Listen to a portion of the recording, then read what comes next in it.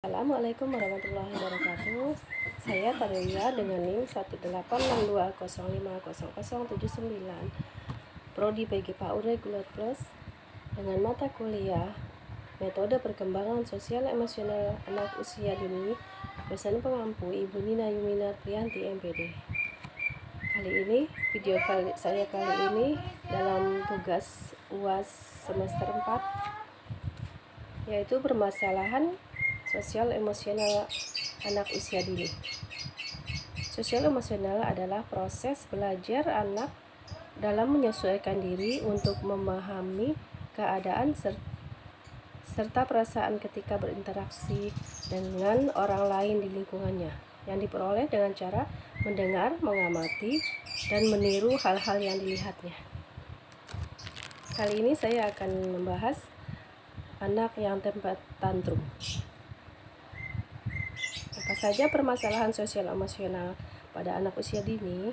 Menurut Harlock 1978, ciri khas penampilan sosial pada anak adalah sebagai berikut. Emosi anak bersifat sementara dan lekas berubah. Reaksi yang kuat terhadap situasi yang menimbulkan rasa senang atau tidak senang.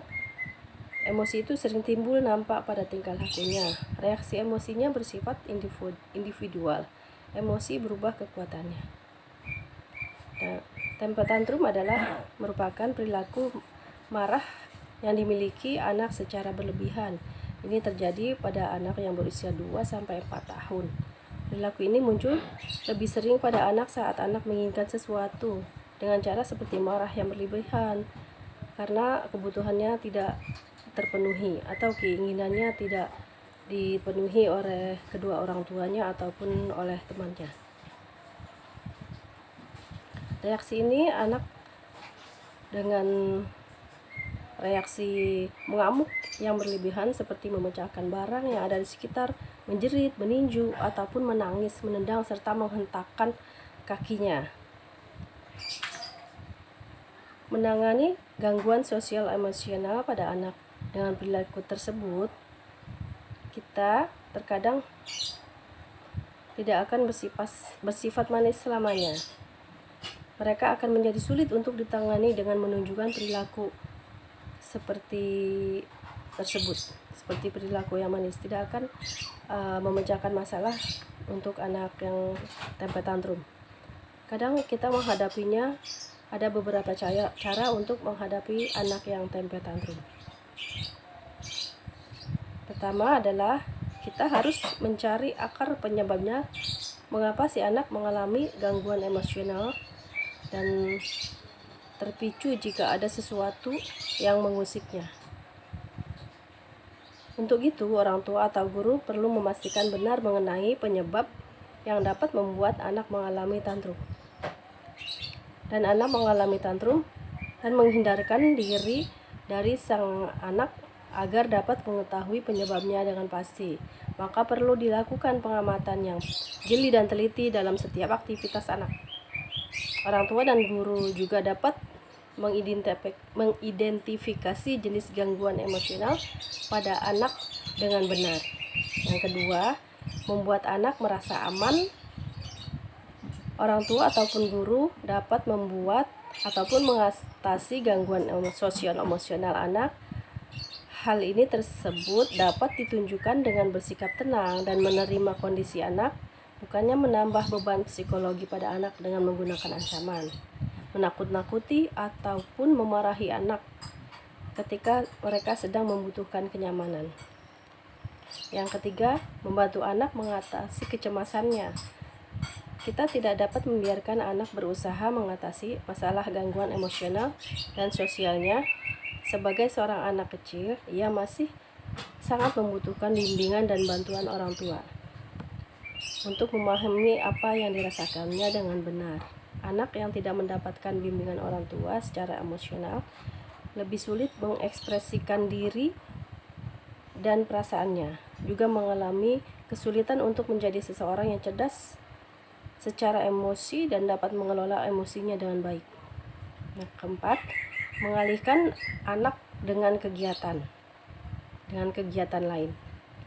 Orang tua ataupun guru dapat mengalihkan fokus anak yang sedang emosional kepada hal yang lebih produktif, mengalihkan tersebut untuk membantu anak menyalurkan energinya dan juga menghabiskan waktunya sehingga dia tidak fokus kepada masalahnya tersebut.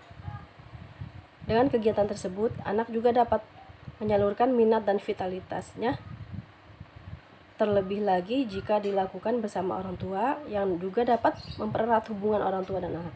5. Melakukan hal yang membuat anak tenang. Jika anak sedang tantrum, cara mengatasi gangguan sosial emosional pada anak ini adalah dengan mengajaknya melakukan kegiatan yang dapat menenangkannya. Misalnya, Anda bisa memutarkan musik kesukaannya, membacakan dongeng yang ia sukai, mengajak anak berjalan-jalan keluar rumah, dan kegiatan apapun yang dapat menurunkan emosi anak. Yang keenam, mengajak anak berdiskusi tentang perasaannya. Salah satu penyebab anak mengalami tantrum adalah karena ia tidak tahu bagaimana mengekspresikan perasaannya. Jika anak normal saja, terkadang kesulitan untuk melakukan hal tersebut. Yang ketujuh, melindungi anak dari kemungkinan cedera.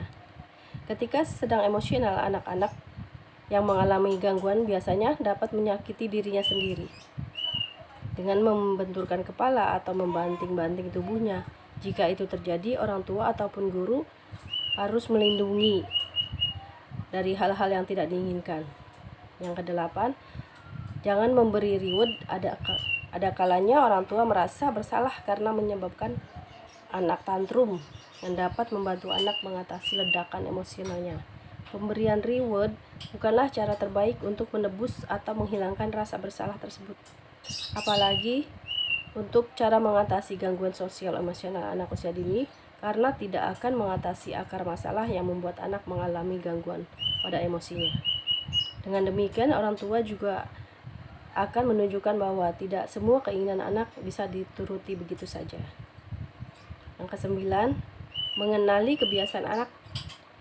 Orang tua yang memperhatikan kebiasaan anaknya secara mendetail setiap hari dapat memperkirakan kapan waktunya anak mengalami tantrum atau mengalami ciri-ciri emosi dalam psikologi.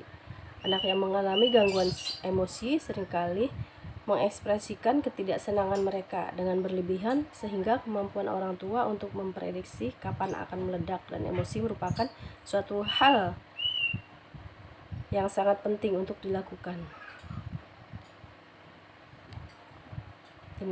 Yang ke-10, menjaga asupan makanan anak.